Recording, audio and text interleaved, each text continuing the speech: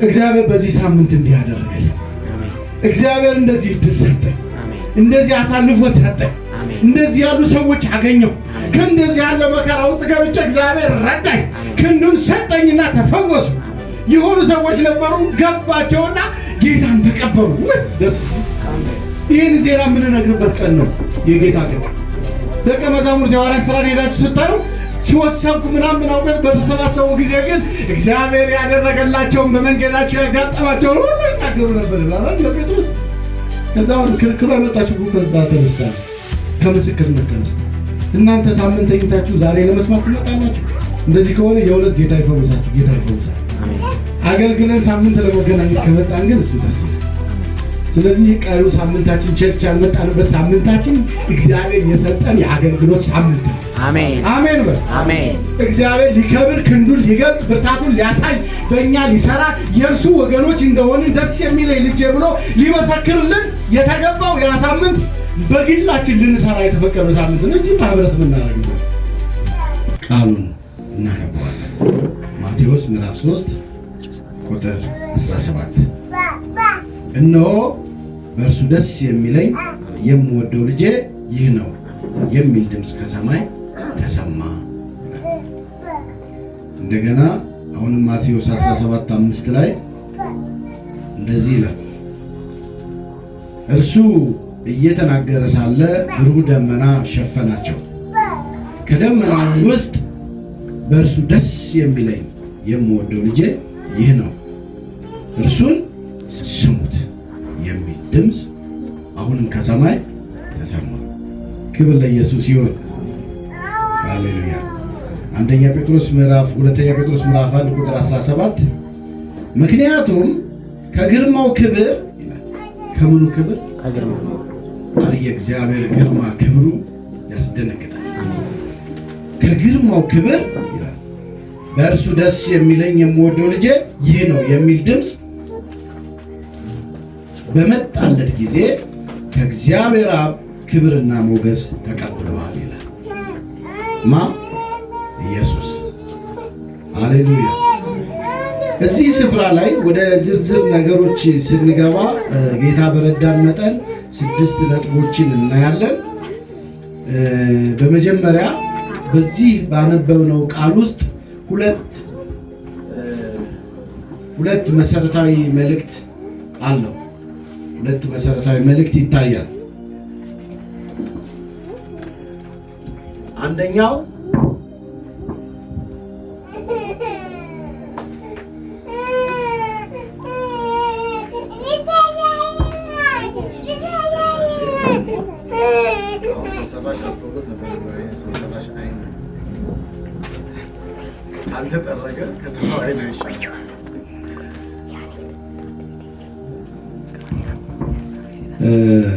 ሁለት ነገሮች በዚህ ቃል ውስጥ የምናየው አንደኛው የምወደው ልጄ የሚል ነው። ይሄ ቃል እኛን ይመለከታል አይደል? አታምኑ? እግዚአብሔር አንተን እንደዚህ ይላል፣ የምወድህ ልጄ ማለት በሆነ በቁስ በሆነ ባንተ ጉብዝና በሆነ ባንተ ጥሩ ሰውነት በሆነ ባንተ መልካምነት በሆነ በቃ ባንተ ቁመና ባንተ መልክ ሳሙኤል ኤልያብን ሲያይ ልቡ ደስ እንዳለ በእውነት የሚቀባው እግዚአብሔር በፊቱ ነው እንዳለው ሳይሆን ምንም ሆነ በልጁ በክርስቶስ ኢየሱስ በማመንህ ብቻ የእሱ ጽድቅ ላንተ ስለተቆጠረልህ ብቻ እግዚአብሔር እንዲህ ይላል፣ የምወድህ ልጄ፣ የምወድሽ ልጄ። ይሄ ከበጎነታችን ውጭ ከኛ አስተዋጽኦ ውጭ እሱ ራሱ ምንም ሳይሆን ምንም ሳይሰጠው የወደደበት ፍቅር አንድያ ልጁን ለሞት አሳልፎ እስኪሰጥ ድረስ የወደደበት ፍቅሩ ነው። ስለዚህ እንደዚህ ይላል፣ የምወድሽ ልጄ። የሆነ እግዚአብሔርን በሆነ ሁኔታና በሆነ ጊዜ ደስ ስላሰኛችሁት አይደለም እግዚአብሔር ይሄን የሚለው። በምንም ሁኔታ ውስጥ ብትሆኑ እግዚአብሔር እንዲህ ይላችኋል፣ የምወድሽ ልጄ፣ የምወድህ ልጄ ይላል። አሜን። የምወድህ ልጄ። ይሄ እርሱ ስለወደደን በቃ ወደደን። አሜን። እኛ ተወዳጅ ስለሆንን ሳይሆን የኛ አስተዋጽኦ ስላለበት ሳይሆን እሱ እንዲያው ስለወደደን በቃ የምወድ ልጄ ብቻ ብሎ አልጠራንም። አይገርማችሁ? ዮሐንስ 1:12 ላይ ምንድነው የሚለው? በስሙ ለሚያምኑት ለነርሱ የእግዚአብሔር ልጆች እንዲሆኑ ስልጣን ሰጣቸው አለ የሚለው። ልጅ የመሆን ስልጣን ተቀብለሃል አለ። ግን ልጅ መሆን ብቻ አይደለም እዚህ ጋር ያለው ጨመረበት። ወይኔ ደስ ሲል! እስኪ ክብር ስጡ ለጌታ። የምወድ ብሎ ጨመረበት። የምወድ አንድ መጽሐፍ አንብባት ካለ አላውቅም፣ ቋጥኝ ላይ የበቀለች ዋርካ የሚል የነብይ ገርቦሌ የህይወት ታሪክ እስኪ አንብቦ የሚያውቅ የነብይ ገርቦሌ የህይወት ታሪክ እና ሕፃን እያለ እረኛ እያለ ከብት እየጠበቀ እያለ እናትና አባቱ ዛፍ ስር ቅቤ እየጣሉ ያመልኩ በነበረበት ዘመን ስለ እግዚአብሔርም ስለ ኢየሱስም ስለምንም ሰምቶ በማያውቅበት ዘመን እግዚአብሔር ግን ያውቀዋል። አሜን። እግዚአብሔር ያውቅሻል። አንቺ እኔ እግዚአብሔርን አወቅኩት የምለው ጌታን ካገኘው በኋላ ነበረና በኋላ ነው 2-3 መስክር ያለው መሰለኝ። በረከት ተወልደ ዘማሪ ፓስተር በረከት ተወልደ አጣዬ መጥቶ ሲያገለግል ነውና በ77 ዓመተ ምህረት አላማጣ ነበርኩኝ። እናትና አባቴ እንደዚህ ነበሩ። ከዛ በኋላ አባቴ ሞተ። እናቴን ደግሞ እኔ እዛ ፋፋልና ፈስ መንገድ ላይ ያለን አፈሳ መጥተው ወሰዷት በመኪና ጭነው። እኔ ያለ እናቴ ያለ አባት እዛ ቀረዋል እና ይሄንን ትርክ ሲተርክ እኔ ደግሞ ኮረም ነበርኩ በዛው ሰዓት። እነሱ ፋፋ መሬት ላይ ሲጫንና ሲወርድ ከመኪና ላይ ሲፈስ እያፈሱ ሲቅሙ እኔ ማፍሸቅም ያለውኝና እሱ የ8 ዓመት ልጅ ነበር፣ እኔ ግን የ10 ዓመት ነበር። ከሱ ይልቅ አስታውሰዋለሁ። ከዚህ የዛን ጊዜ ፈረንጆች እንዴት እንደመጡ ለምን እንደመጡ አላቅም፣ መጡና እቅፍ አድርገው ወሰዱኛል። ከዛ በኋላ አሳደጉኛልና 16 ዓመቴ ጀምሬ ጌታን በዝማሬ ያገለግላለሁ። አሜን። ለካ በልጅነቴ እርሱ ያውቀኛልና አልጣለኝም። ያኔ ነው እኔ ጌታን ካወቅኩት ጀምሮ ጌታ የሚወደኝ የሚያቀኝ ይመስለኝ የነበረው። ለካ ሳናቀው የሚያቀናል። ለካ ከልጅነታችን ጀምሮ ይጠብቀናል። ወደ ራሴ የህይወት ታሪክ ተመለስኩና ሳየው እኔም ለካ በሚገርም ሁኔታ ነው ተወልጄ ያደኩት። አሁን አያልቅም እንጂ የሚገርም ታሪክ ነው ያለውና መንታ ነበር እና የሚሞተው እኔ ነበርኩ፣ የማይሞተው እሱ ተብሎ የተወደሰለት ማለት እሱ የፋፋ ያማረ ሰውነት ያለው የተመቸው፣ እኔ ደግሞ በሞትና በህይወት መካከል ያለው ሆኜ ነው ስንወለድ የተወለድነውና አይ ይሄ እንኳን ሟች ነው አያድግም፣ ስለዚህ ይሄኛውን እንከባከብ ብለው እንክብካቤውን ወደዛ ይወጣሉ እና 6 ወር ሙሉ ግን አልሞትም። 6 ወር ሲሆን ያድጋል የተባለው ሞተና ይሞታል የተባለው እኔ ያደግኩ። እግዚአብሔር ሸሽጎ ለከማሳደግ ይችላል። አሜን። ሾተ ላይ የሚባል መንፈስ እንዲያገኘው ሆኗል ያኛው።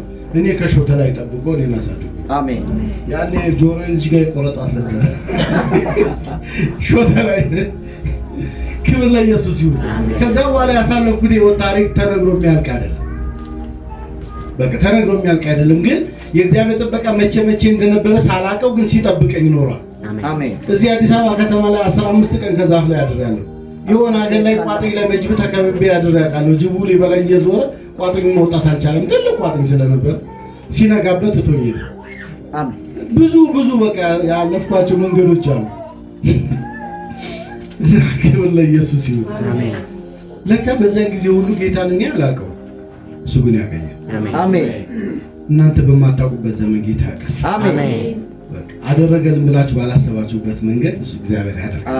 አሜን። ደግሞ እንደኛ ጉረኛ አይደለም። ከሌኮ እንዲህ ያደረገልኝ ምናምን የምንለው የተደረገልን ቆጥረን ነው አይደል? እሱ ግን እንዲህ ያደረኩለት ብሎ ያውቃል አይደለም? እንደዚህ እኮ አድርጌልሽ ብሎ ያደረገውን ቆጥሮ ያውቃል? ምንም አይቆጥርም፣ አይነግርህም። እንደውም ብዙ ነገር እኔ ብዙ ጊዜ ተናግረዋል። እግዚአብሔር ያደረገልን መሆኑን አውቀን እግዚአብሔር እንዲያደረገልን ካልነው ይልቅ እግዚአብሔር እንዳደረገልን ሳናውቅ እግዚአብሔር ያደረገልን ይበልጣል። አሜን። ሳይታወቀን መቼ ከየትኛው ፍላጻ እንደሸሸገ አታውቅም፣ ግን ሸሽጓል። አሜን። መቼ እንዴት ካለው አደጋ እንዳስመለጠ አታውቅም፣ ግን አስመልጧል። አሜን። የትኛው እንቅፋትና የትኛው ፍላጻ ወደ አንተ መቼና እንዴት እንደመጣ አታውቅም፣ ግን እግዚአብሔር ከልክሎታል። አሜን። እግዚአብሔር ጋርዶታል። የቆምከው ከእርሱ የተነሳ ኢየሱስ ጌታ። ስለዚህ በዚህ ቃል ላይ ምን የሚል ያለው የምወደው ልጄ የሚለውን ስንካፈል በእርሱ ደስ የሚለኝ የሚል ሁለተኛ ቃል አለ። አሜን። በእርሱ ምን ደስ የሚለኝ በአንተ ጌታ ደስ ይለዋል ነው ጥያቄው። በእርግጥ በአንቺ ጌታ ደስ ይለዋል? ጌታ ኢየሱስን እንደዚህ እንዳለ በእርሱ ደስ የሚለኝ እንዳለ እንዲሁ አንተን በእርሱ ደስ የሚለኝ ይልሃል? እነዚህን ቃሎች እናያለን። ክብር ለኢየሱስ ይሁን። አሜን።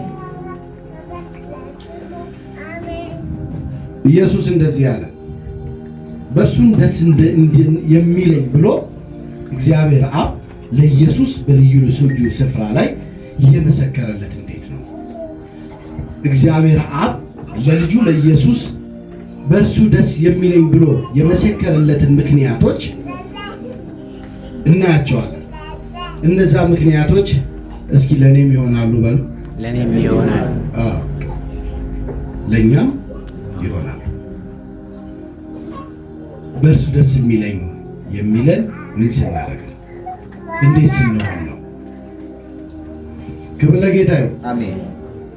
ኢየሱስ እንደዚህ ያለ ዮሐንስ ወንጌል ምዕራፍ 5 ቁጥር 30 ላይ ያለውን ነውና እንደዚህ ያለ እስኪ እናውጣው። የቀደመ አንብብልኝ። ዮሐንስ 5:30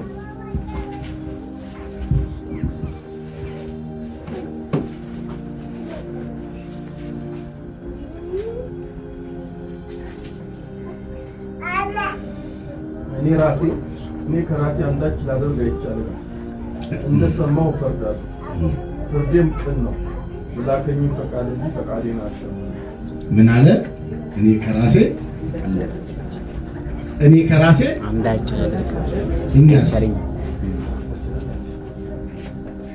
እኔ ከራሴ አንዳች ላደርግ አይቻለኝም ማለትና አይቻለኝም ማለት አልችልም ማለት አይደለም። ያልቻለበት ምክንያት እዚህ ውስጥ አለ። ያልቻለበት ምክንያት የማይችል ስለሆነ ሳይሆን ከፈቃዱ መውጣት ስለማይፈልግ ነው። ከፈቃዱ መውጣት ስለማይፈልግ ነው። ምክንያቱም እንደዚህ ይላል፣ ላደርግ አይቻለኝም አለና እንደሰማሁ እፈርዳለሁኝ አለ። የሚሰማ ሌላ ድምፅ ስለሌለ አይደለም። ብዙ ይሰማል፣ ግን ፍርድ ማንን ሰምተህ ነው? ማንን ሰምተህ ነው የምትፈርደው?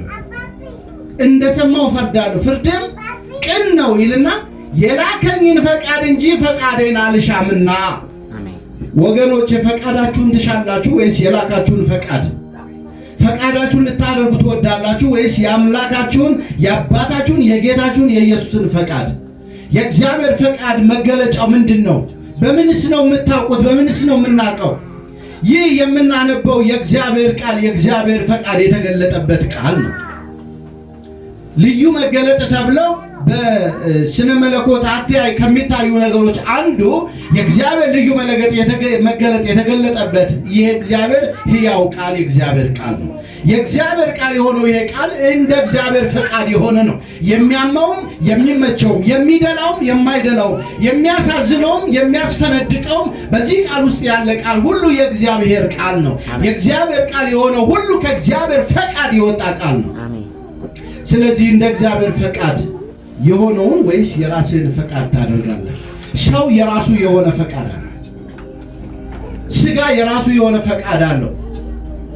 ዓለም የራሷ የሆነ ፈቃድ አላት። ሰይጣን የራሱ የሆነ ፈቃድ አለው። ሁሉም ድምፅ አላቸው። ወደ እናንተ የሚመጡ እንድንፈጽማቸው፣ እንድንከተላቸው፣ እንድንቀበላቸው የሚፈልጉ አላቸው ፈቃድ። ስጋ የተሰራው ከአፈር ነው። አፈር የራሱ ፈቃድ አለው። የአፈር የሆነውን ይፈልጋል። በስጋ የምናደርገውም የምንፈቅደውም ሁሉ ከአፈር የሆነ ለአፈር የሆነ ነው። አንድም በስጋ ፈቃድ የምንፈጽመው ተከትሎ ሰማይ የሚሄድ ካለ ቁጠሩልኝ። የለም። ምንድን ነው የምትፈልጉት? ኢቭን የእግዚአብሔር ፈቃድ ንጹህ የሆነ ጋብቻ እንኳን የእግዚአብሔር ፈቃድ ነው አይደል? ግን ጋብቻው ሰማይ ቤት አብሮ አይደል? በቃ ብዙ ተባዙ የሚለውን ቃል ለመፈጸም የመጣ እንጂ ከዛ አልፎ አይሄድም። ለዚህ ነው ዝሙት የሆነው ኃጢአት የሆነው እንጂ ፈቃደ ስጋ የሚደረግበት ነገር አንድ አይነት ነው አይደል? ከሚስትም ይሁን ከሚስት ውጭ፣ ከባልም ይሁን ከባል ውጭ የሚሆነው ሁሉ ተመሳሳይ አይደል? የእግዚአብሔር ፈቃድ ግን ምድርን ለመሙላት አካል ለማድረግ ማለት በውልኛ በህግ ቋንቋ 80 ምናምን የምንለው ደግሞ 80 በመሰረቱ በህግ ውስጥ የለም። ታውቃላችሁ አይደል? በልማድ ነው 80 የምንለው እና ልማዷ ደግሞ ከፍትሐ ነገሥት ተስባ መጣ ነው። ፍትሐ ነገሥት ደግሞ ከዛ ኩፋሌ ምናምንና መቃቢያን ተስባ መጣ አዳምን በ80 ቀኑ ወደ ገነት አገባ ነው ከሚለውና ሔዋን በ40 ቀኗ ወደ ገነት አገባ ናቸው ከሚሉት ተነስተው ክርስትናም ሲነሳ በ40ና በ80 ወንድና ጋብቻም ሲባል 80 ማለት አዳምና ሔዋን የተጣመሩበት ለማለት ነው እንጂ 80 የሚባል ህግ ላይ የለም።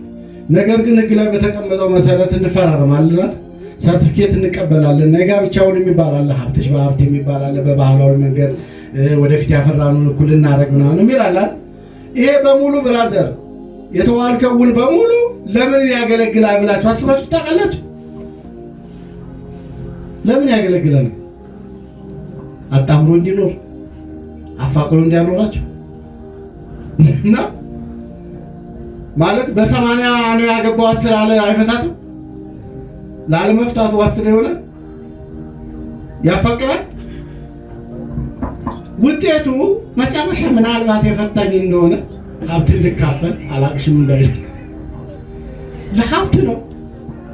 በቃ ንብረት ለመካፈል ሌላ ለምንም አያገለግልም። 80 ምናምን እንደለው እግዚአብሔር ግን ምስክር ሳይቆጥር ውል ሳይኖር አሜን ሔዋንን ከጎን ወሰደና አጠገቡ ሲያደርግለት እሱ ደግሞ በመንፈስ ተረድቶ ይመስለኛል ነብይ ነው። ከእግዚአብሔር ጋር ተጣላው ነበር ያለ የተጣላው በኋላ ነው። ሳይጣላ ስለነበረ እንቅልፍ ይዞት አይደል ወሰደው። አጥንቷን ከጎኑ ደበና ያለ እንቅልፍ ይዞት በነበረ ጊዜ ነው ወሰደው። በስጋ ሸፈነው ይላል። እንቅልፍ ይዞት አልሰማም። ሲነቃ ግን አወቀ። ይህች አጥንት አለ ከአጥንቴ ስጋዋም ከስጋዬ ነውና ሴት ትባላል። አካሌ ማለት ነው። እስቲ ሚስታችሁን ወደፊት ከምን በኋላ በቃ አካሌ በቃ ባለቤቴ ምንድን ነው? ባለቤቴ ከቤት ጋር የተያዘ ስም ነው አለ። አካሌ በቃ ኢየሱስ ጌታ። ምስክር የለም፣ ውል የለም፣ ዓይን እማኝ የለም፣ ምን የለም፣ ግን ተጋብተዋል። ሁለት የነበሩት ምን ሆነዋል? አንድ። መለኮታዊ በሆነ ሚስጥሩ አንድ አድርጓቸዋል። ብራዘር ከዚህ በኋላ ስንት አንድ ልታረግ ነው? እዛኛውና እዛኛው የምትረግጠው ይሄ የዓለም ነው። እዚሁ ምድር ላይ የሚቀር የእግዚአብሔር ፈቃድ አይደለም። እና ኢየሱስ ምንድን ነው የሚለው? ፈቃዴን አላደርግም አልሻም። አላደርግም ብቻ አይደለም አልሻም ማለት ምን ማለት ነው?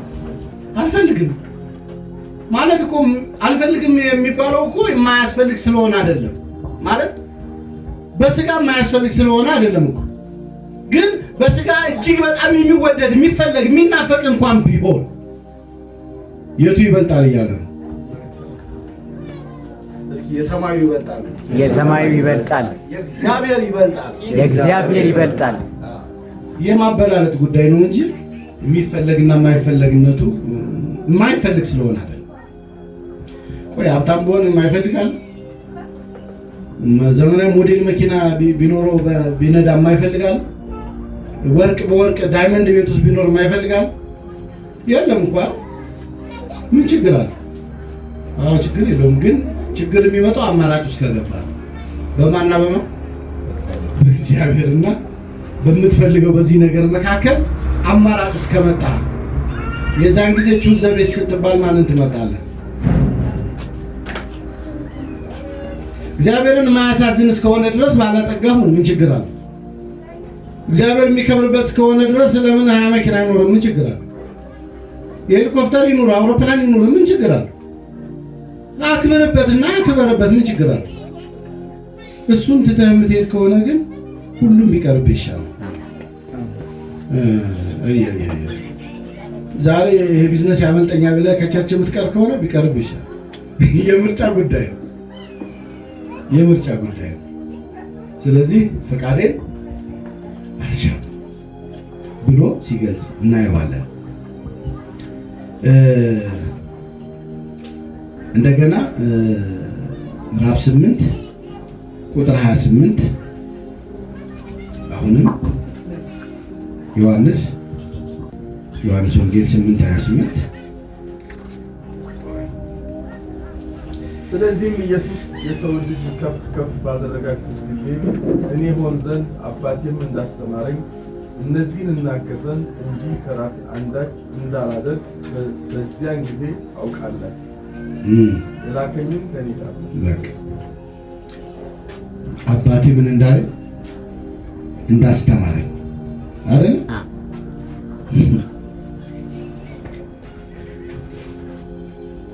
ሃሌሉያ። አባቴም እንዳስተማረኝ እነዚህን እናገር ዘንድ እንጂ ከራሴ አንዳች እንዳላደርግ በዚያን ጊዜ ታውቃላችሁ። የእግዚአብሔር አገልግሎት በምድራዊ ችሎታ፣ በምድራዊ ጥበብ፣ በአእምሮ ልቀት ሳይንቲስት ስለሆነ አይሆንም። ማን እንዳስተማረን ይሆናል? እስኪ አባታችን በሉ። አባታችን መንፈስ ቅዱስ እንዳስተማረን ይሆናል። አሜን። ስቴፈን ሃውኪንግ የሚባለው አልበርት አንስታይንን የተካ ግን በሽባነት የተመታ ሰው ነው። እሱን ልወቅስ አይደለም ያነሳሁት። ባገኛቸው ግኝቶች አሁን ሞቷል። በቅርብ 2 ዓመት ሆነ መሰለኝ። እና እሱ ባገኛቸው ግኝቶች አልበርት አንስታይን ከፍተኛውን ስፍራ ወስዶ በጣም እንትን ስለገነነ ነው እንጂ ግኝቶቹ ከአልበርት አንስታይን 4 እጥፍ ይበልጣሉ። የስቴፈን ሃውኪንግ እና አልበርት አንስታይንን የተካ የዘመናችን ሳይንቲስት የተባለለት ሰው አልበርት አንስታይን ማይሚን ስቴፈን ሃውኪንግ እና በተለይ ስለ ስፔስ ሳይንስ፣ ስለ ፊዚክስ፣ ስለ ብላክ ሆልስ አንድ መጽሐፍ አለው። አስገራሚ መጽሐፍ ዘ ብሪፍ ሂስትሪ ኦፍ ወርልድ የሚል እና ፍሮም ዘ ቢግ ባንግ ቱ ብላክ ሆልስ ይላል። ማለት ቢግ ቦንግ የሚባል የምድር የሰማይ ምናምን ትርክት ነበረ። በጥንት ዘመኑ ሰዎች ነው ብለው የሚያስቡት ሳይንቲስቶች የደረሱበት እርሱ ደግሞ ብላክ ሆልስ የሚለው ጋር የመጣው ማለት ጥቁር ቀዳዳ ማለት ነው። ይሄ ሰማይ ቀና ብለን ስናይ ሰማያዊ ሆኖ የምናየው እኮ ብናኙ ላይ ብርሃን ስላረፈበት ነው እንጂ ምንም የለም። እንዲህ የሚሸነቆር ምናምን ነገር የለም፣ ክፍት ነው። ስለዚህ ነገር የጻፈው ያ ሳይንቲስት የቱንም ያክል የዓለማችን ሊቅ ቢሆን የቱንም ያክል በፊዚክስ ሳይንስ ውስጥ ማንም ያልደረሰበት ደረጃ ላይ የደረሰ ቢሆን ለዓለማችን የሳይንስ ግኝቱ ከአእምሮ በላይ ሊሆን የሚችለውን ሳይቀር ጽፏል፣ አሳውቀናል። አንዳንዶቹን ለማመን እስከሚከብድ ድረስ ግራ በሚያጋባ ደረጃ የላቀ ግኝትን አግኝቶ ነግሮናል። እሱ እንደዚህ አይነት ምሁር ስለሆነ ብቻ እዚህ መጥቶ መስበክ የሚችል ይመስላችኋል? የእግዚአብሔር ስራ የሚሰራው በእግዚአብሔር ኃይልና በሱ ጸጋ ብቻ ነው። በችሎታ ዶክትሬት በመሰብሰብ ምናምን አይደለም።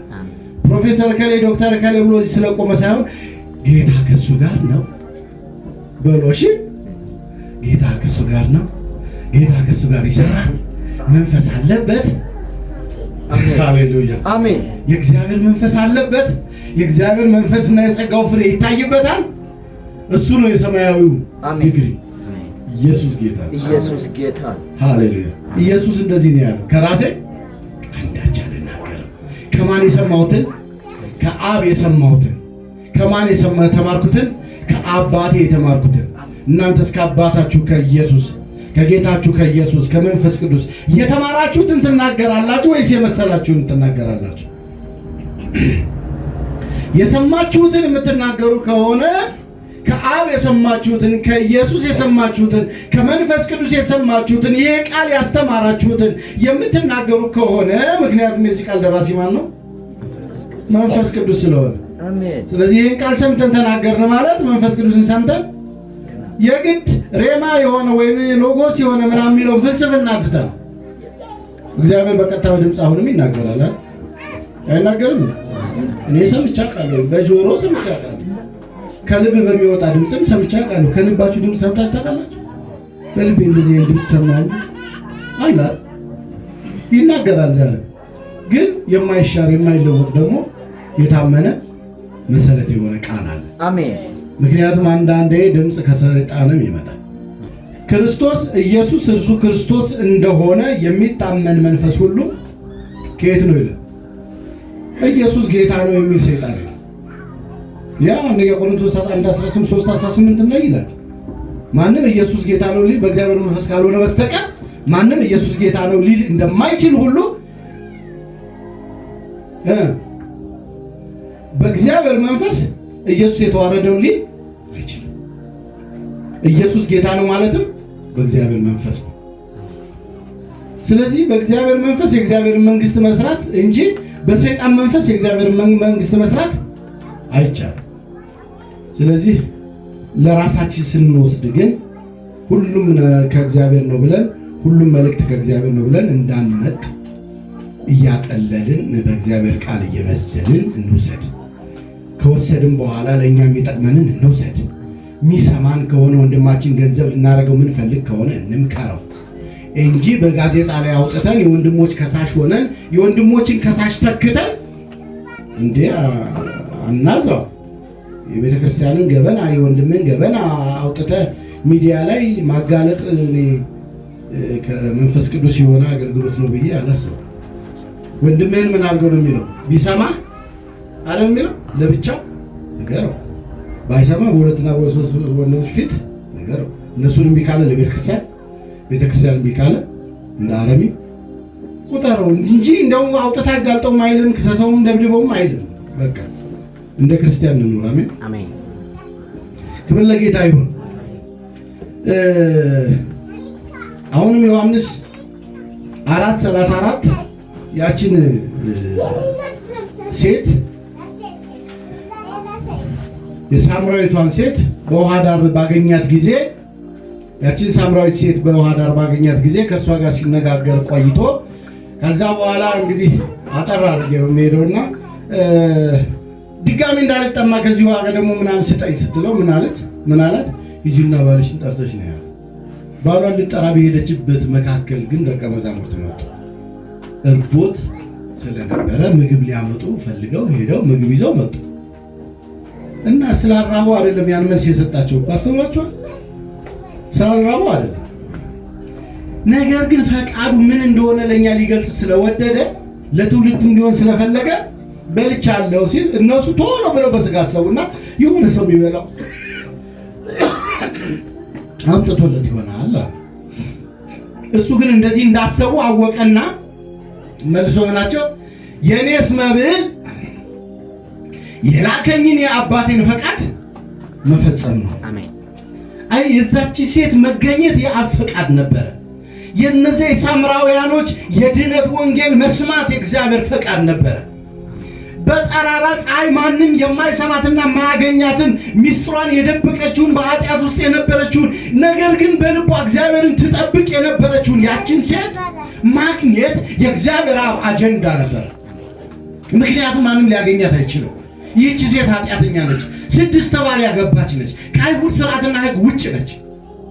ስለዚህም ነው ማንም ውሃ ሊቀዳ በማይሄድበት በጠራራ ፀሐይ ሄደች። በጠራራ ፀሐይ ደግሞ ጌታ ሄዶ አገኛት። ሃሌሉያ! ሰው የገፋውን የጣለውን ጌታ ግን በጠራራ ፀሐይ ደቀ መዛሙርቱን ወደዛ ሰዶ በባህል በይሉኝታ የሆነ ነገር እንዳይሉ ሚሉት አያጡም ነበር። አጠገቡ ቢኖር አለ እኮ እንደ ሴት እኮ ነች፣ ሳምራዊ እኮ ነች ምናምን የሚሉት ነገር አላቸው። ምክንያቱም አይሁድና ሳምራዊ የቆየ ጠላትነት አላቸው። 5 ደረጃ የሚሆን 5 አይነት ጠላትነት አላቸው። በባህል፣ በሃይማኖት፣ በወግ፣ በስርዓት የሚለያዩበትና በፖለቲካ የተለያዩበት ስርዓት አላቸው። ሳምራውያን 10 የእስራኤል ከተማ ሲሆን ይሁዳ ደግሞ የሁለቱ የቢንያምና የይሁዳ ከተማ ነው። በዚህ ምክንያት ከሰሎሞን የልጅ ልጅ ከኢዮርብዓምና ሮብዓም ለሁለት ተከፍለው ከነገሱበት ዘመን ጀምሮ በሁለቱ ህዝቦች መካከል የተለያዩ ናቸው። በዘር ብትሉ ሳምራውያን ድብልቅ ናቸው፣ አይሁዳውያን ደግሞ የጠራን የአብርሃም ልጆች የሚሉ ናቸው። ስለዚህ ሊገጣጠሙ ስለማይችሉ በመንገድ እንኳን አቋርጠው ሰማርያን እንዳይሄዱ የ6 ሰዓት መንገድ የሚጨምር አዙሪት መንገድ ነው የሚሄዱት መሬቱን ላለመርገጥ። ኢየሱስ ግን የተጣሉትን ይፈልጋል። አሜን።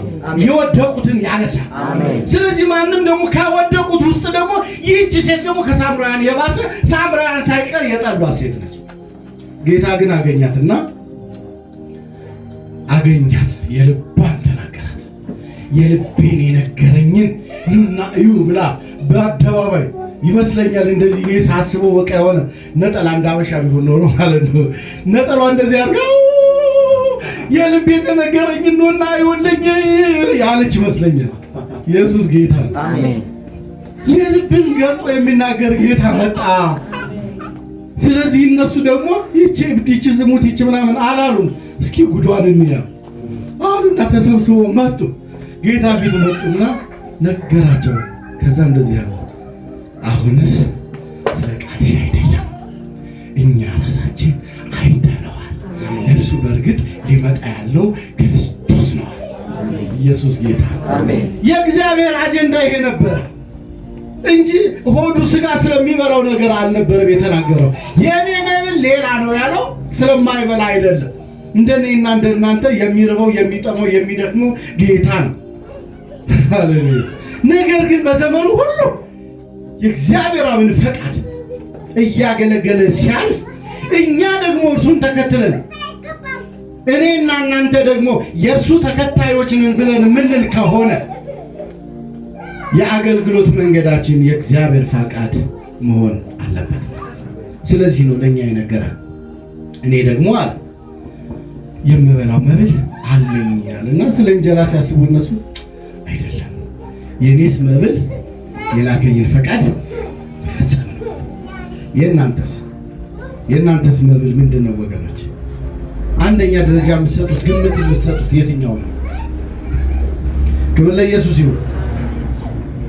ይሄ በኢየሱስ እግዚአብሔር አብ የገለጠውን ትምህርት ለመግለጽ ነው። ለትምህርት እንዲሆናችሁ ዮሐንስ 6:38 ከሰማይ የወረድኩት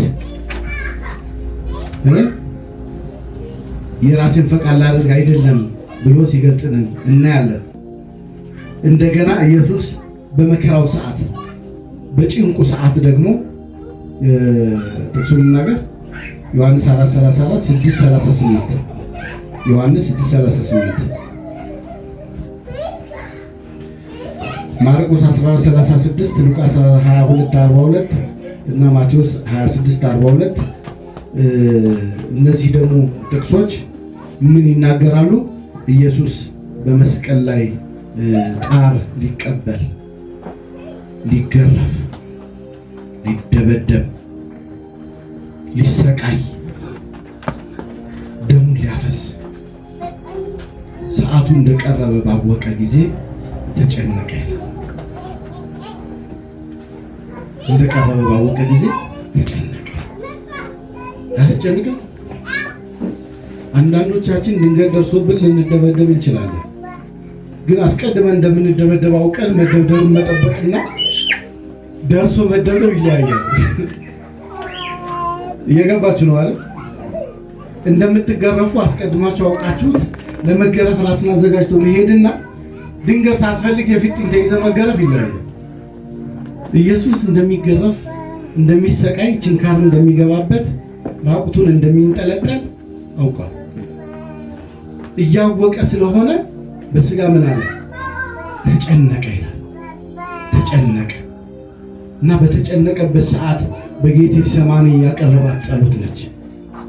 በዛች ሰዓት በጌቴሴማኒ ዮሐንስን ያዕቆብንና ጴጥሮስን ይዟቸው ሄደና ትጉና ጸልዩ ብሏቸው ከነሱ ፈቀቅ አለ፣ ተንበረከከ።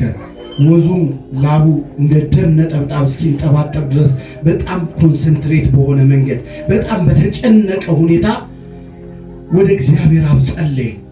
ጸሎቱ ውስጥ እንኳን አድነኝ ብቻ አላለም። በጣም የሚያስደንቀው ነገር አድነኝ አይደለም ያለው፣ የሚመጣውን መከራ እያየው ነበረ። የሚቀርበውን ስቃይ እያወቀው ነበረ። ሴንስ እያደረገው እየገባው ነበረ። የተዘጋጀለት እንደሆነ እያወቀ ነበረ። ስለዚህ እንደዚህ ብሎ ጸለየ፣ ብትወድስ ይህች ጽዋ ከኔ ትለፋል ብሎ አላቆመም። ወገኖች እንደዚህ ብሎ አላቆመም። ነገር ግን የኔ ፈቃድ አይሁን ያንተ ፈቃድ ይሆናል። መገረፉን እያወቀ አዎ መገረፌ ያንተ ፈቃድ ከሆነ ስጋዬ አለመገረፌን ቢፈልግም ያንተ ፈቃድ ግን ይሁን። ስጋዬ አለመገረፍን፣ ስጋዬ ህመምን፣ ስጋዬ መከራን ቢጠላውም መገረፌ፣ መሰቃየቴ፣ መሞቴ፣ መቸንከሬ ያንተ ፈቃድ ከሆነ የኔ ፈቃድ አይሁን ያንተ ፈቃድ ይሁን ብሎ ጸለየ ደጋግሞ። ክብር ለኢየሱስ ይሁን። አሜን። እንደዚህ አይነት ጭንቅ ውስጥ ወገኖቼ ገብተን እናውቀው? አይ እንደዚህ አይነት ጭንቅ እንኳን አይመስለኝም። ከባድ ነው። እንደሚመሳሰል ትንሽ የሚጠጋጋ ማለት የሚያስጨንቅ ነገር እንደመጣው ቀን ግን በኢህአፓ ዘመን ያሉ እንትኖች ታውቃላችሁ ታሪክ በኢህአፓ ዘመን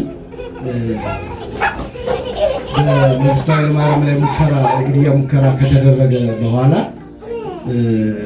የህዝብ ድርጅት የሚባል በሚኤሶኖች የሚመራ ፓርቲ ነበርና ከነሱ ጋር በመሆን አዋጅ ታወጀና ያ የታወጀው አዋጅ ቀይ ሽብር የሚባል አዋጅ ነበር እና አሰሳ ይሉታል።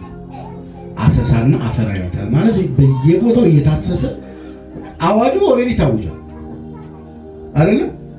በሬዲዮ በቴሌቪዥን በሆሮ ሚዲያ ሁሉ ተነግሯል። የፍየል ወጠን ልቡ ያበጠበጥ እየተባለ ተፎክሯል። ይሄንን ሁሉ የሚባለው ማን ይሰማል? ኢህአፓ በሙሉ በያለችበት ትሰማለች። ይሄ አዋጅ ለእሷ እንደሆነ አውቃለች። በየጓዳቸው አውቀዋል።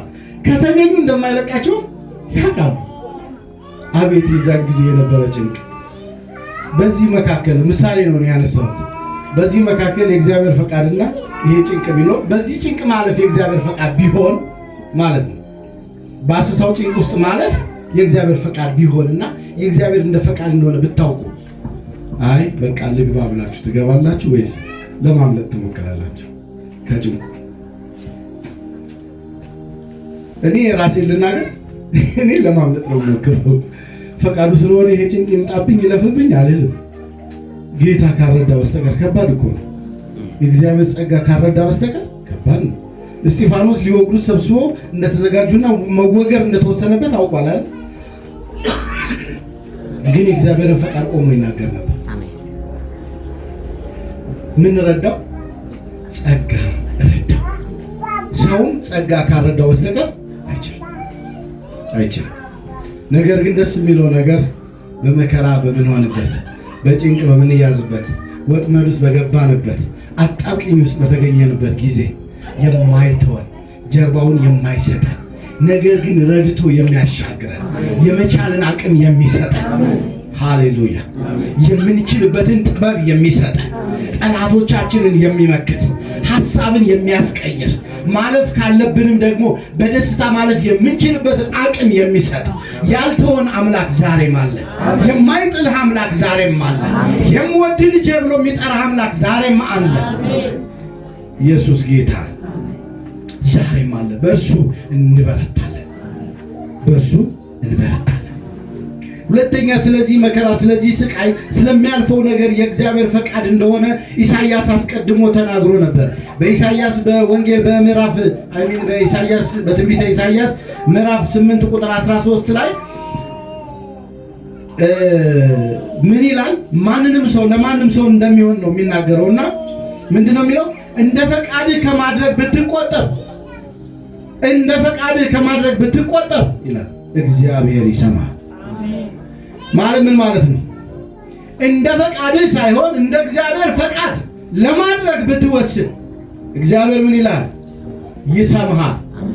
እንደ እግዚአብሔር ፈቃድ ብትወጣ፣ እንደ እግዚአብሔር ፈቃድ ብትገባ፣ ኑሮን እንደ እግዚአብሔር ፈቃድ ብትመራ እግዚአብሔር ይሰማሃል። ጸሎትህን እግዚአብሔር ይሰማል። ጥሪህን እግዚአብሔር ይሰማል። ጩኸትህን እግዚአብሔር ይሰማል። የምትሰራው ይከናወንልሃል። መጣስህ ይሆናል። ምን ስታረግ? እንደ እግዚአብሔር ፈቃድ ብትወጣ፣ እንደ እግዚአብሔር ፈቃድ ብትገባ፣ ብትመላለስ፣ የእግዚአብሔርን ፈቃድ ቅድሚያ ብትሰጥ ያንተ ነገር ይሆናል። አሜን። ኢየሱስ ጌታ ነው። በኢየሱስ ላይ ስለሚመጣው መከራ በኢሳይያስ ምዕራፍ 53 ቁጥር 10 ላይ ኢየሱስ መገረፉ፣ መቁሰሉ፣ መድቀቁ የእግዚአብሔር ፈቃድ ነበረ ይላል። ማለት ኢየሱስ ብሎ አይጠቅሰውም። ኢሳይያስ 53 ስለ ኢየሱስ የሚናገረው አይደል? በመገረፉ ቁስል ተፈውሳችኋል የሚለው ስለ ኢየሱስ ነው አይደል? እንደሚታረድ በግ በሸላቶችም ፊት ዝም አለ ያለው ተገረፈ፣ ቆሰለ፣ ደቀቀ ይላል አይደል? ከዛ ቁጥር 10 ላይ እንደዚህ ይላል፣ ይሄ መቁሰሉ፣ መድቀቁ፣ መገረፉ ምንድነው አለ? የእግዚአብሔር ፈቃድ ነበረ። ስለዚህ ነው ኢየሱስ ሲጸልይ እንኳን ጸሎቱ ያልተሰማው አስቀድሞ የተጻፈለት የእግዚአብሔር ፈቃድ ስለነበረ ነው። ስለዚህ የእግዚአብሔር ፈቃድ የሚባለው አንተን አልጋ ባልጋ የሚያደርግ የሚመች ብቻ አይደለም።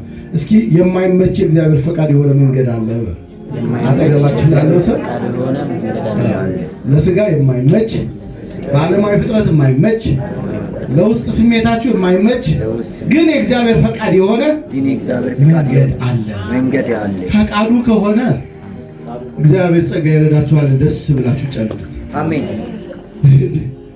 ወደ ፈተና አታግባን ተብሏል። ግን መፈተኑ የእግዚአብሔር ፈቃድ ከሆነ ወደ ፈተና አግባን ይሆናል ማለት ነው። ተቀይሮ ጸሎቱ ወደ ፈቃድ ወደ ፈተና አግባን ሊሆን ነው ማለት ነው። ኢየሱስ ጌታ ነው። አንደኛ ዜና 28:9 ላይ የአባትህን አምላክ ፈቃድ እወቅ ይላል። ምን ማለት ነው? የእግዚአብሔርን ፈቃድ እወቅ። አንደኛ ዜና 28:9 የአባትህን አምላክ ፈቃድ እወቅ በፍጹም ልብህም አገልግለው ይላል። እንዴት ነው የምታገለግሉት? የአባታችሁን ፈቃድ አውቃችሁ በፍጹም ልባችሁ ነው የምታገለግሉት። እዚህ ጋር ፈቃድ የሚለው ላይ ሁለት መሰረታዊ ሐሳቦች አሉ። እንጨርሳለን። እነዚህ ምንድናቸው? አንደኛው የእግዚአብሔር ፈቃድ ሲሆን ሁለተኛው የሰው ፈቃድ ነው። የሰው ፈቃድ የምለው ምንድነው? የሥጋ ፈቃድ ማለት ያለው የእግዚአብሔርን ፈቃድ ለማገልገል መፍቀድ፣ የእግዚአብሔርን ሐሳብ ለመከተል መፍቀድ ማለት በበጎ ፈቃድ ደስተኛ ሆነ ደስ እያለ ምን ማለት ነው? ደስ ከሚለው መባል ስጠያር አይደል የሚለው ማለት ደስ እያላለ ከሆነ ከስራ። ስለዚህ ከኛ ፈቃድ እግዚአብሔርን ስናገለግል ፈቅደን ደስ ብሎን ተመችቶን ማለት ለስጋ ላይመች ይችላል፣ ግን ፈቅደን ሙሉ ፈቃዳችን ሰጥተን እንድናገለግለው እግዚአብሔር ይፈልጋል። ስለዚህ ነው አንደኛ ዜና ላይ ያለው በፈቃድህ እግዚአብሔርን ምን በለው አምልከው አገልግለዋል። ስለዚህ ፈቃድህን ሰጥተህ ማለት የሆነ እንዴት ብዬ እንደምገልጽላችሁ አላውቅም። ዛሬ ተረኛ ዲያቆን ናችሁ፣ ተረኛ ዲያቆን ነች አይደል? እና እንት ፕሮግራሙ ስታይ ዛሬ ተረኛ ነኝ እንዴ ለካ ጌታ አርዳ አሜን ብላለች አላልኩም። ግን ቤቷ ሆና እኮ ነው ፕሮግራሙ ልክ ስታይ ተረኛ ዲያቆን ዛሬ ተረኛ ነኝ እንዴ ለካ። ምክንያቱም ተረኛ ሲሆን ምን ይጠበቅባቸዋል? በጠዋት ቀድሞ መምጣት፣ ቤት መጥረግ፣ ወንበር መወልወል፣ ወንበር ማዘጋጀት ይጠበቅ የለ። በሌሊት ተግቶ ተነስቶ ወደዚህ መምጣት ትግል ነው። ፈታኝ አይደል? ምቾት እኮ አይደለም። ስለዚህ አይመችም። ግን የማገለግለው የወደደኝን አምላክ አሜን። እንደሱ ብላ ስታስብ ምን ይመጣል? እስኪ ደስታ ይመጣል። ይሄ ነው። በፍጹም ደስ ብሎ መጥመጣ ከሆነ ፍጹም ፈቃድህን ምን አድርገዋል? ሰጥተዋል። ለየትኛውም አገልግሎት ወንጌል ሰበካ እንውጣ። ውይ ኢየሱስ ይሄ አሁን ያለው በሙሉ በነገራችን ላይ በሰዓት ላይ ሰዓት የሆነ ጊዜ ያመጣብኝ ጌታ ይርዳኝ። ይኸውላችሁ እዚህ እሑድ ስንሰባሰብ ወንድሞች ፐርፐዝ አላቸው። አንደኛው ፍቅርን ሸር እናደርጋለን። ሁለተኛው ታውቃላችሁ ግን አድርገን የማናውቀውን እያሰባችሁት እንድታደርጉ ልናገረው። ግን ብዙ ጊዜ አስበነው አድርገነው አናውቅም። ሁለተኛው ነገር ከሰኞ እስከ ቅዳሜ ድረስ ከዚህ ህብረት ውጪ በየግላችን አይደል የቆየነው። በየግላችን ስንቆይ በቆየንበት ቆይታ ሁሉ እግዚአብሔር እናገለግላለን። በቤታችን እናገለግላለን፣ በቢሮአችን እናገለግላለን፣ በመንደር እናገለግላለን፣ በመንገድ ላይ እናገለግላለን። የኢየሱስን የማዳን የምስራቹን ቃል እንናገራለን። ወንበር ላይ ቁጭ ብለን በመኪና እየሄድን በሰርቪስ በሆነ አጋጣሚ ሁሉ አይደለም እንናገራለን አይደል? የዛን ጊዜ የገጠመንን የምናወራበት እድል ነው የሚመጣ እዚህ ጋር ምስክርነት የሚባል እንጂ ሳምንት ብቻ ተገልግለን ከዛ በኋላ ሳምንቱ የእግዚአብሔር አገልግሎት ያልሆነ መስሎ ምንኖር አይደለንም። እኛ ያ ከሆነማ ከሌላው ካላመነው በምን እንለያለን?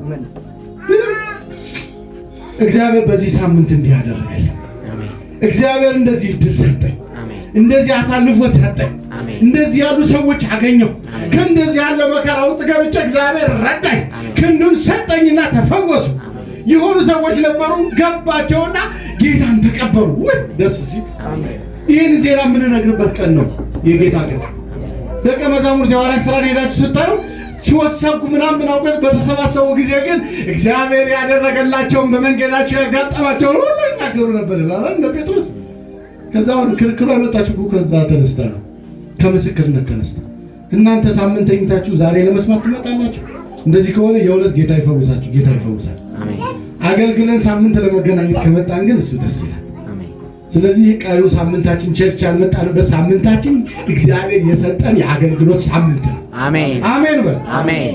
እግዚአብሔር ሊከብር ክንዱን ሊገልጥ ብርታቱን ሊያሳይ በእኛ ሊሰራ የእርሱ ወገኖች እንደሆንን ደስ የሚለኝ ልጄ ብሎ ሊመሰክርልን የተገባው ያ ሳምንት በግላችን ልንሰራ የተፈቀደ ሳምንት ነው። እዚህ ማህበረት የምናደርግበት ኢየሱስ ጌታ አሜን። በመጨረሻ ለኛ ኢየሱስ ምን አይነት መልእክት ሰጠን? ምን ማቴዎስ 7:21 እና ማቴዎስ 12:50 ማርቆስ 3:35 ፈጠንኩብሽ። ማቴዎስ 7:21 አሁን ማቴዎስ 12:50 እና ማርቆስ ምዕራፍ 3 ቁጥር 35 እነዚህን አንብቧቸው። እግዚአብሔር ማለት ኢየሱስ ለኛ የሰጠው መልእክት ለኔና ለናንተ የሰጠው መልእክት ባጭሩ የሚያሳየን ነው። ሶስተኛው መንፈስ ቅዱስ ምን አይነት ፈቃድ እንዳለው የገለጸበት ነው። አንዱን ጥቅስ እናንሳና ሮሜ 8:27 እና ሮሜ 12:2ን እኔ 8:27 ምንድነው የሚለው? እንደ እግዚአብሔር ፈቃድ። መንፈስ ቅዱስ ራሱ እንደ እግዚአብሔር ፈቃድ ነው የሚሰራው አይደል? እንደ እግዚአብሔር ፈቃድ እንዴት እንደምንጸልይ አናውቅምና እንደ እግዚአብሔር ፈቃድ በማይነገር መቃተት ስለኛ ይማልድልናል። እንደ እግዚአብሔር ፈቃድ ነው የሚማልድልን። እሱ ራሱ እግዚአብሔር አይደለም ነው እኮ አይደል? እኔ እስካሁን በተረዳሁት መሰረት እንግዲህ እግዚአብሔር የሚለው ስያሜ የአብ የወልድ የመንፈስ ቅዱስ የጋራ ስም ነው። ነገር ግን አንዳንዴ መንፈስ ቅዱስን በተናጠል ስትወስዱት ኢየሱስን እንደ እግዚአብሔር ፈቃድ እንደ አባቱ ፈቃድ ይላል፣ መንፈስ ቅዱስንም እንደ እግዚአብሔር ፈቃድ ሲል እናያለን። እና እንደ እግዚአብሔር ፈቃድ ይጸልያል። አራተኛ እንደ እግዚአብሔር ፈቃድ የሆነ ሐዘን ደግሞ እንዳለ ታውቃላችሁ። ደስታ ብቻ አይደለም፣ ቅድም ተነጋግረን እንደ እግዚአብሔር ፈቃድ የሆነ ሐዘንም አለ። ሁለተኛ ቆሮንቶስ ምዕራፍ 7 ከ9 እስከ 11 ያለውን ነገር ብናነብ የቆሮንቶስ ሰዎች በአንደኛ ቆሮንቶስ ላይ በመካከላቸው ላይ የበዛ የተትረፈረፈ ጸጋ እያለ ነገር ግን እግዚአብሔርን የሚያሳዝን ድርጊት ይፈጽሙ ነበርና ጳውሎስ የቆሮንቶስ ሰዎችን ሲወቅሳቸው በእናንተ መካከል በአሕዛብ እንኳን የሌለ ኃጢአትን እንዳለ ሰምቻለሁኝ፣ የአባቱን ሚስት ያገባ በእናንተ መካከል አለና ብሎ ይናገራል። ይሄንን መልእክት ከጻፈላቸው በኋላ በአንደኛ ቆሮንቶስ ላይ እነዛ ሰዎች ይሄንን ሲሰሙ እግዚአብሔርን እንዳሳዘኑ የእግዚአብሔርን መንፈስ እንዳሳዘኑ ሲገባቸው ወደ ምንድን ነው የሄዱት? ወደ ሐዘን። ሐዘኑ ግን የሥጋ ሐዘን አልነበረ። እግዚአብሔር አባቴን አሳዘንኩት፣ በደልኩት የሚል የንስሐ ሐዘን። አይ ይሄንን ሐዘን እግዚአብሔር ምን ይለዋል? ይወደዋል። እሺ እንደ እግዚአብሔር ፈቃድ ይሆናል። በደላችሁን እያሰባችሁ አልቅሳችኋል። አምላካችሁን በድያለሁኝ፣ አልታዘዝኩም፣ አፈንግጫለሁኝ፣ ፈቃዴን እየፈጸምኩ እኮ ነው ያለሁት ብላችሁ ከልብ አዝናችሁ ታውቃላችሁ? ይሄ ሐዘን እንደ እግዚአብሔር ፈቃድ የሆነ ሐዘን፣ የንስሐ ሐዘን፣ የመመለስ ሐዘን፣ የመታረቅ ሐዘን ነው። እንደ እግዚአብሔር ፈቃድ የሆነ ሐዘንም አለ። ሃሌሉያ። ሌላው የጳውሎስ ምክር ነው። ጳውሎስ ለተለያዩ አካባቢዎች ምክርን መክሯል እና አንደኛው ኤፌሶን 5:17 እና 6:6 5:17 እና 6:6 ከዝሙት ራቁ ብሎ ጳውሎስ ሲመክር እናያለን። ተሰሎንቄ ምዕራፍ 3 ምዕራፍ 4 ቁጥር 3 ተሰሎንቄ ምዕራፍ 4 ቁጥር 3 በማናቸውም ሁኔታ አመስግኑ ይለናል። ተሰሎንቄ 5:18 ጸንታችሁ ቁሙ ይለናል። ዕብራውያን 10:36 ጸንታችሁ ቁሙ። አንደኛ ጴጥሮስ 4:19 ጸንታችሁ ቁሙ። ጸንተን መቆም የሚገባን ስለምን ማለት ይሄንን የሚነግረን ለምንድን ነው? ጸንተን እንዳንቆም ሊያደርግ የሚችል ሁኔታ ስላለ ነው። በጽናት እንዳንቆም ሊያደርግ የሚችል ሁኔታ ስላለ ነው። የምታደርጉትን ሁሉ የጌታ ፈቃድ ቢሆን ብላችሁ አድርጉት ማለት የእግዚአብሔር ፈቃድ እንዲመራችሁ ከፈለጋችሁ ይሄን ማድረግ እችላለሁ ብላችሁ በራሳችሁ ችሎታ ተደግፋችሁ አታድርጉ ማለት ነው። ጌታ ቢፈቅድና ብንኖር እንዲህና እንዲያ እናደርጋለን በሉ ማለት የምታደርጉትም የማታደርጉትም በጌታ ፈቃድ ይሁን ማለት ነው የጳውሎስ ምክር። የምታደርጉትም የምትተውትም ከሆነ እንደ ጌታ ፈቃድ መሆኑን አይታችሁ ተውት። የምትፈጽሙትም ከሆነ እንደ ጌታ ፈቃድ መሆኑን አይታችሁ ፈጽሙት። መልካም በማድረግ አላዋቂዎችን ዝም እንድታሰኙ ይላል። አያችሁ፣ አላዋቂዎች በእግዚአብሔር መንገድ መጥተው የሚናገሩት የሚያላቅቁት አፍ ሊኖር ይችላል። የሚያበሳጭ ነገር ሊኖር ይችላል። የሚያበሳጨው ንግግራቸው በእውቀት የተመሰረተ ሳይሆን በአላዋቂነት ነው። እግዚአብሔር የሚያዝንበት እውቀት ሁሉ አላዋቂነት ነው። እግዚአብሔር የማይከብርበት እውቀት ሁሉ አላዋቂነት ነው። ስለዚህ አላዋቂዎች ብሎ ነው የሚጠራቸው የእግዚአብሔር ቃል። አላዋቂዎች በአላዋቂዎች ንግግር ምክንያት የሆነ ነገር ይሆናል አይደለም? የዛን ጊዜ ምን በሉ ይላል? መልካም በማድረግ ማለት ተቃራኒውን በማድረግ የሆነ ሰው በድሎ አንተን አሳዝኖ ገፍቶ አስወጥቶ ስላንተ ክፉ ተናግሮብህ በሐሰት መስክሮብህ በቢሮ እሾህ ሆኖብህ አዲስ እሾህ ታውቃለህ እንዳትቀመጥ እንዳትራመድ እሾህ ሆኖብህ ያንን ሰው እርግጠኛ ነኝ ሰውየው ራሱ እሾህ እንደሆነብህ ያውቃል። የበደላችሁ ሰው እንደበደላችሁ ያውቃል።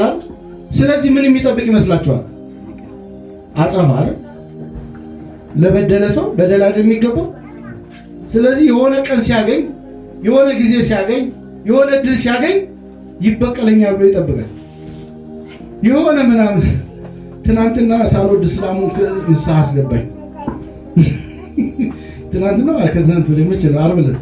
ዓርብ ዕለት ስብሰባ ነበረና እንደዚህ በጣም የገፋኝ የበደለኝ ሰው ነበርና ውስጥ ያዝኖበታል እና በቃ የሆነ በፊት በሙስና በምናምን የሆነ ነገር አድጎኛ ብሎ ስለሚያስብ ቂም ይዞ ዛሬ የሚኒስትር ጽሕፈት ቤት ኃላፊ ሲሆን አንድ ቀን የዓመት በዓል ዋዜማ ፍየል ልገዛ በመሄዴ ምክንያት ቀረ ብሎ ደሞዜን ቆረጠና ቂምህን አልተውክም አልኩኝ። ለካ አሁንም ተከትለሃል፣ ስልጣንን ተከትል በስልጣን መጠቀም ነው አልኩኝ። ግን ይሄ እንደ ጌታ ፈቃድ የሆነ መልስ ነው? በፍጹም አይደለም። እና የሆነ የበደላችሁ ሰው አለ ሚኒስትሩ የሆነ አፋፍ ላይ ብታገኙት ገፍታችሁ ገደል የምትሰዱት አሁን ከእናንተ መካከል አይጠፋም ሲል ወይኔ ጌታ ወይ እና አፉ ተባባሉ አለ። ሙስሊም እኮ ነው። አፉ ተባባሉ ሲል እኔ በደል የሚሰማኝ በሱ ነው። በቃ ይቅርታ አድርጌልሃለሁ ይቅር በለኝ አልኩኝ። ቆምኩና እንደ እግዚአብሔር ማንድም በሌላም ይናገራል። አመፀኛ ሆኜ እንዳልሄድ ፈራሁ። ይቅር በለኝ አልኩኝና ተሳሳሙ። ከዛ ፊቱ ሲለወጥ አየሁት። እሺ ስልክ ደውሎ ምናምን ጤናማ ወሬ አወራኝ። ከዛ በኋላ ወገኖች እሱ የሚጠብቀው ቀርቶ በተቃራኒው በመልካም ከተገለጣችሁ ያ ነው ማሸነፍ፣ በበጎነት ማሸነፍ። ኢየሱስ ጌታ ነው። በበጎነት ማሸነፍ። እንግዲህ መደምደሚያው አንደኛ ዮሐንስ ምዕራፍ 2 ቁጥር 17 ላይ እንደዚህ የሚል ቃል አለ። ክብር ለኢየሱስ ይሁን። ዓለሙና ምኞቱ ሁሉ ያልፋሉ፣ የእግዚአብሔርን ፈቃድ የሚያደርጉ ግን ለዘላለም ይኖራል። አሜን አሜን አሜን። ዓለሙና ምኞቱ ሁሉ ያልፋሉ፣ የእግዚአብሔርን ፈቃድ የሚያደርጉ ግን ለዘላለም ይኖራል። አሜን። ያውም እየለመለሙ። አሜን። ኢየሱስ ጌታ ነው። ሃሌሉያ። አሜን። እየለመለሙ እንጸልይ።